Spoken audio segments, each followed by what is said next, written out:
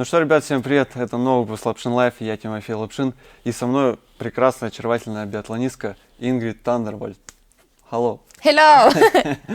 And I'm speaking Russian. Yes. Ингрид, правда ли говорят, что норвежцы рождаются в лыжах? С какого возраста ты в лыжах? Как попала в биатлон? I think that maybe before, like 50 years ago, everyone was skiing in Norway, but not so much anymore. Now it's, I think it's more football, although we are not good in football. But I think I was very young when I started skiing. I have two older brothers, and they did the biathlon.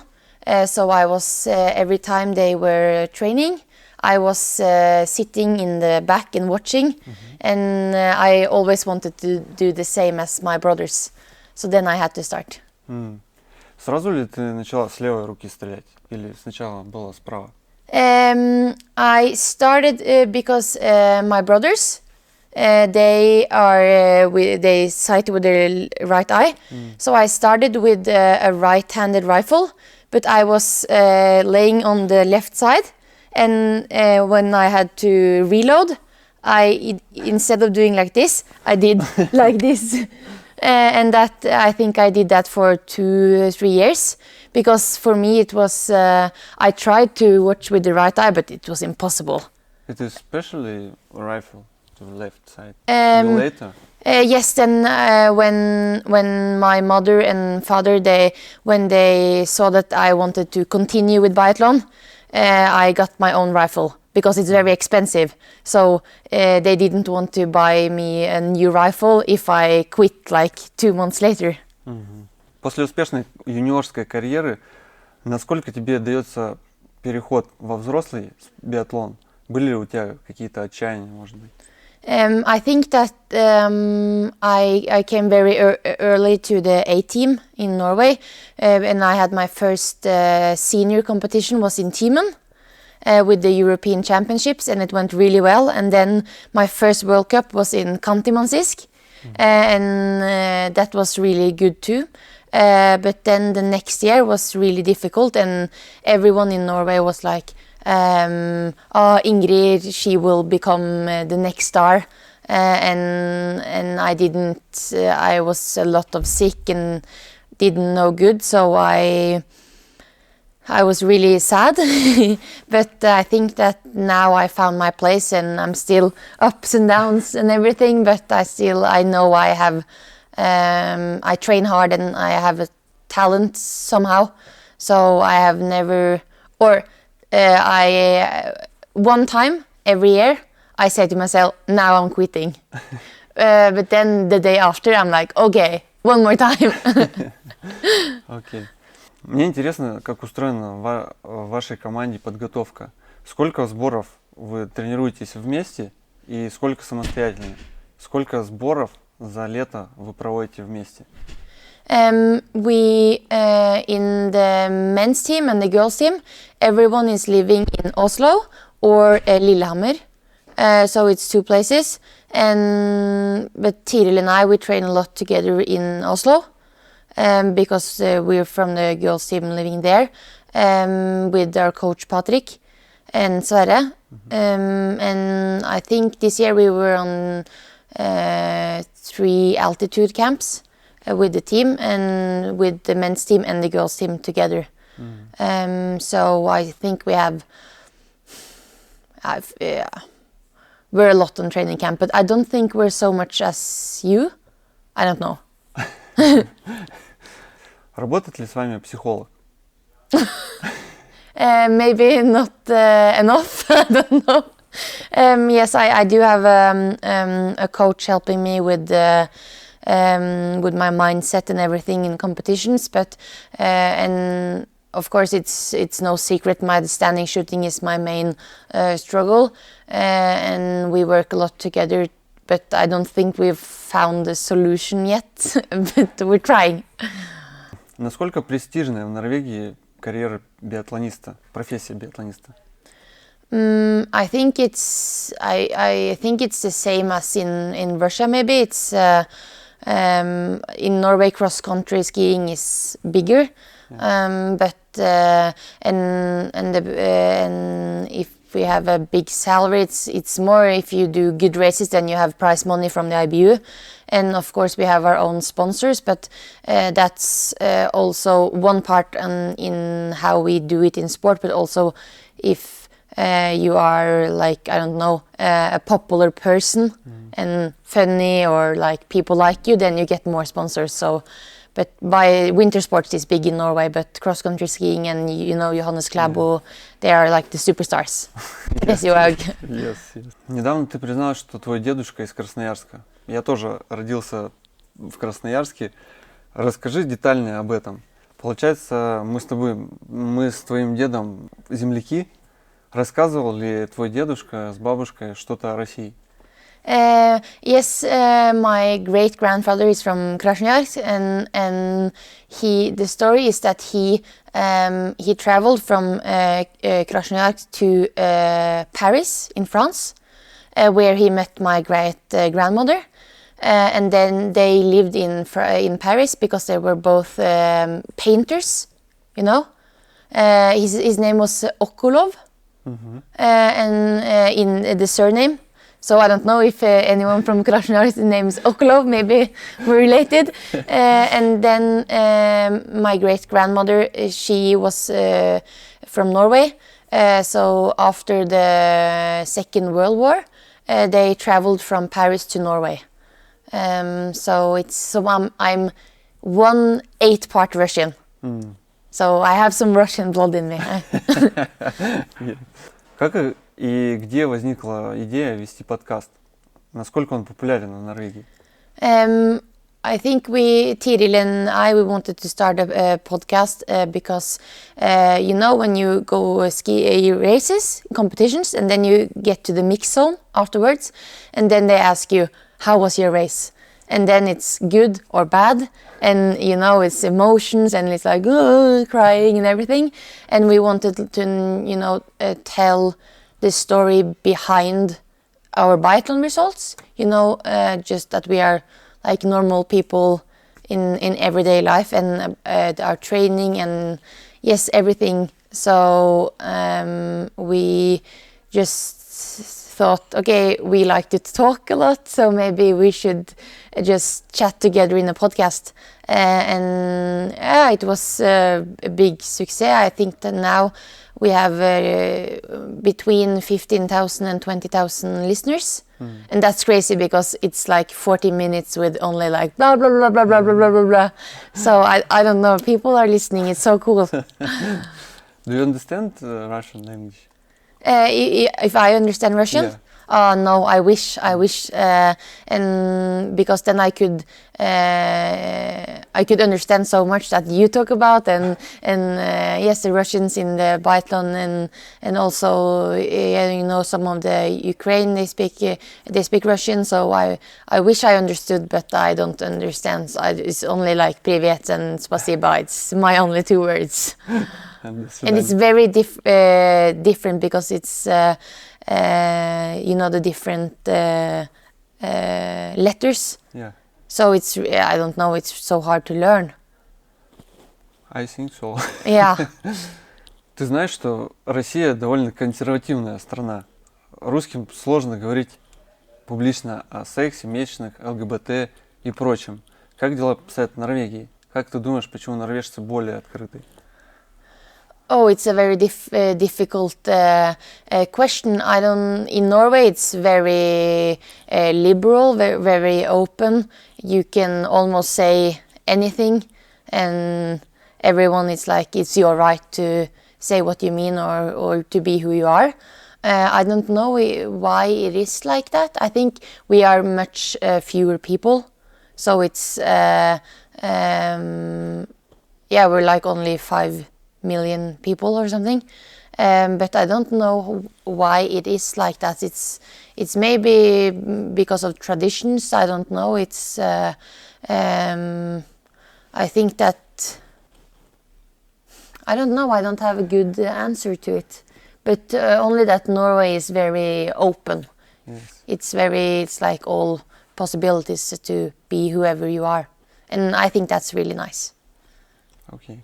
Есть ли какие-то темы, которые ты не можешь обсуждать в подкасте? I think we have discussed very much. We have discussed like female athletes. We have discussed, athletes and weight problematics and everything. So I think we've discussed very much. We discussed our most terrible stories when you are, I don't know, when you're really embarrassed and everything. So it's like no filter. I think the podcast listeners, they know a lot about me. У вас достаточно веселая, дружная команда. Кто из норвежцев самый пошляк? Кто постоянно подкалывает тренеров, вас по команде? Yes, we have a really nice team and it's a lot of fun, and I think that it's not one particular person, but it's like, when you're traveling in the World Cup, you're traveling for 1, 2, 3 and 4 weeks, and the first week is okay, the second week is okay, but then the third and the fourth, the humor, it's so bad.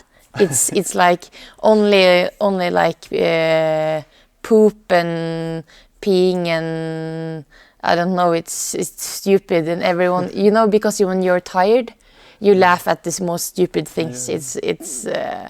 I think that if anyone came from the outside and heard everything, they would think we are crazy. Как-то в своем подкасте ты упоминала, что у тебя отсутствуют месячные. Наладились ли сейчас дела? И не боишься ли ты, что это может привести к бесплодию? Have you listened? How do you know this? It's in Norwegian. How do you know? Do you listen to our podcast? Yes. But you don't know Norwegian. No. No, but how do you know all this? I don't know. Wow. Yes, it's not because of some people lose their period because of too much training or too hard training or too much training and too little food, and it's not that for me. It's like a hormonal thing that I have. It runs in my family. So it's not something I think will be a problem in the future, because you can get help, and I think I will be able to have children, and I really want to have children. So it's not something I think a lot about now, because every time I check my body, it's everything, every like mark and everything seems to be in good condition. So I trust my body. Okay. В России считается, что спортсмен не должен употреблять алкоголь, но некоторые себе это могут позволить. Как обстоят в Норвегии с этим делом? I think that we also is very different from like normal people. We don't drink much. We don't go to a lot of parties, and we live a very boring life. But of course, after the season is over, it's like in April, there is always like a good party, and I think that it's really important for the mental health to have a lot of fun too, and not only like be in the bubble where you only focus on biathlon. You need to like rest your head, but that's after the season. So after Holmenkollen. В прошлом сезоне тебе поступали сообщения с угрозами. Больше такого не происходило? Как ты справилась со стрессом? И было ли вообще со стрессом у тебя что-то? I think I don't get so many bad messages. I get mostly very nice messages, and I appreciate that a lot. But especially in the last Olympics in Pyeongchang, everyone is watching, and I got a lot of bad messages. And for me, that was really was a really new thing for me. I was very young, only 20 years old. So it was very. I was really sad, but now I try to think that if you if you use your time to send me a bad message, it's mostly not my problem. It's maybe you have some issues. I don't know, to send a message like that, because I think that no nice people would ever do that. So yeah. Год назад в Оберхофе тебе стало плохо во время гонки. Что же все-таки было? Как ситуация повлияла на остаток сезона и вообще на подготовку твою в этом сезоне и в последующих? Yes, in Oberhof I had a problem with my heart. It was when it's really beating really fast, and that's a problem that can happen with with athletes and with everyone. And I was when it happened, I was a bit afraid, because 2 years ago my dad had the same problem with his heart, and it was more dangerous. So I was afraid it was the same with me, so I had to stop the race. But we checked it, and I have checked everything, and it feels really good, and we can't see anything wrong. So I have just continued training, and I haven't had any problems since. So but there's still 1 month to Oberhof, and it's not my favorite place. Next World Cup. Yes. And next World Championships. Don't go. I will stay home. Ты часто бежишь с высунутым языком. Это твой стиль или это тебе помогает? I think it's for me it was last year when we were in altitude camp. I struggled a lot with my breathing. It was very thin air, and when I watched video of myself, the first session with the good session, I was breathing like this, and then I just maybe it works. And because sometimes when I start racing, I get like I want to really go fast, and then I just stop and I forget to breathe. So now I just try to just relax. Yeah, relax, and then my tongue gets out and I look like a dog. But it's better to run fast. Ты купила в прошлом году дом. Расскажи о нем подробней. Сделали ремонт, живешь ли там, с кем? I'm so glad you asked, because tomorrow we go home, and I will go home to the new house, and it's finished, and I have it's my first day there when I go home now. My boyfriend, he moved in 2 weeks ago, so he's trying to get everything ready, and I go home, and I will spend Christmas at home in my own house. So yes, it's in Oslo, and we can see the Holmenkollen ski jump, and it's this Christmas we will celebrate with my family in our house, so it's a very big moment for me. Супер. А как думаешь, чего не хватает российским спортсменам, чтобы показывать более высокие результаты? Что бы ты могла посоветовать? Maybe last year, if you asked me the questions, I would say, I can learn this. But this year they have been much better than me. So until now, the Russian athletes have been doing so good. And yes, only today, like with Retsova and with Latipov in the boys team, it's so good. And I think it's so cool that Russia is back on top in biathlon. But I think that if we have a lot to learn from them, but if they wanted to learn something from us, I think it's for us, I think in Team Norway we have a really big team spirit with like everyone has the same coach, the same team, it's one big family. So I guess that's the strongest part of being the part of Team Norway. Разделяешь ли ты мнение Тирил, что у россиянок сучий взгляд? С кем из девчонок из Белоруссии, Украины и России ты общаешься? Можешь общаться? Okay, let me just start with, it is a misunderstanding. It's translated from the podcast, and it's not what we said. It's white flag waving here, because it's only that it's hard to communicate, and the Russians girls, they say I look very scary too, and when I'm concentrated I look very scary. So I understand, but I think it would be so nice if everyone could speak the same language. But Jurlova, Katarina Julia, she speaks English, and that's really nice. And Julia Tsima speaks a little bit, so we can talk to her. And I wish I could talk more to the girls from Belarus, because the first time I was in the Junior World Championships, that was in Rabici, Minsk. And that was with Aldin Bekova and Hanna Sola, and we're the same age. So we've like followed each other. So I wish we could speak more, but it's I don't speak Russian and they don't speak English. But now, after we heard that we said they had bitchy looks, I try to say hi every day, but sometimes they look away. So I'm like, I try my best. У тебя целиакия, или, может быть, я неправильно сказал, я даже не знаю такого слова, и нужно всегда следить за тем, что ты ешь. Как это отражается на твоей спортивной жизни? Какой диеты ты придерживаешься? I'm sorry I'm laughing, but you know very much about me. I don't know how do you know all this? It's crazy. Very good research. Very good research. Yes, I have celiac disease, and that's not a big problem when I'm at home. But it's more difficult when you stay in hotel, because you always have to ask. And for example, today everyone was eating pizza, not me. So I had no pizza for me.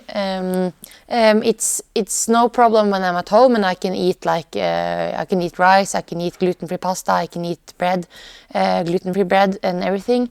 But when I travel, it's a bit more difficult. But I'm very used to it now, so I always bring my own food. So I always have one extra bag with food. Yes. Как тебе результаты в этом сезоне? Норвежки уже не так доминируют, как раньше. No, it's especially for me, I can only speak for myself. It's not been the start of the season I wished and hoped for, and I've trained for. So I think it's been difficult for me. I think now after these races, I know I can ski fast. I know I can shoot good in prone, and I know I also can shoot good in standing. But the big difficult and annoying part of biathlon is that you have to do 1, 2, 3 at the same time.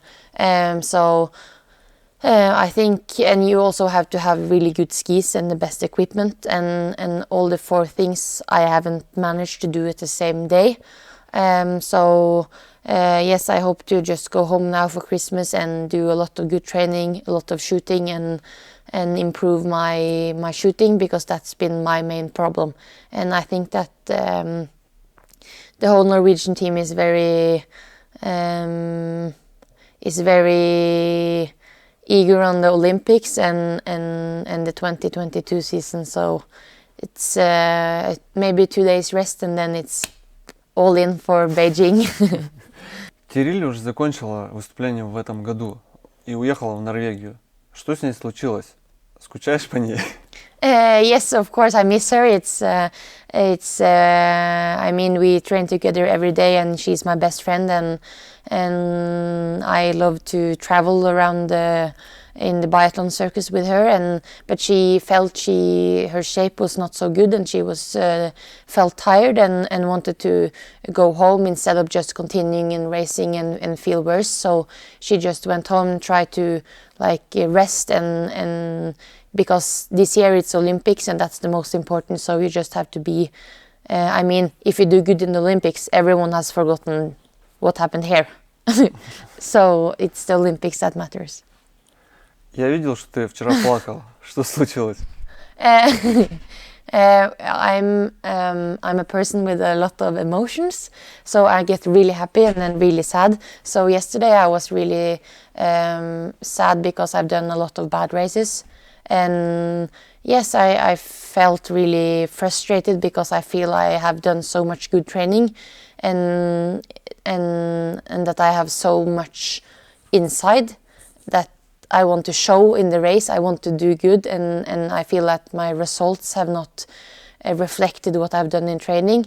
So I was really just angry, and then I started to cry in the whole way, and I was laying on the floor and talking to my wax man, because he's my waxman, but he's also a very good friend, and sometimes he's also my psychologist after bad races. Okay. Думаешь об Олимпиаде?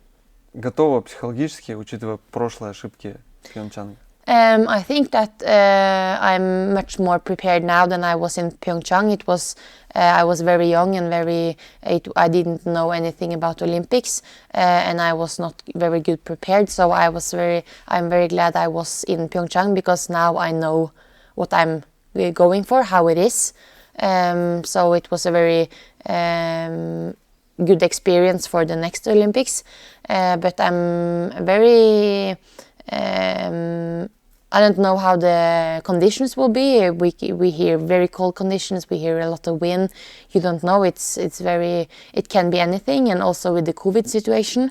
So I think you just have to be prepared for anything. It can be I think it's the only thing you can do before these Olympics is to be as prepared, best possible prepared. But I mean, to visualize the race and everything, it's almost impossible, because you have never been to the course, you don't know the conditions. You just have to meet everything with a positive attitude. А сейчас мы поговорим о призе на этот выпуск. Я вот расписался почти у всей команды сборной Норвегии, также Ингрид здесь подписала. И мы хотим сделать розыгрыш этого календаря. Тут, кстати, есть и именные, на самом деле.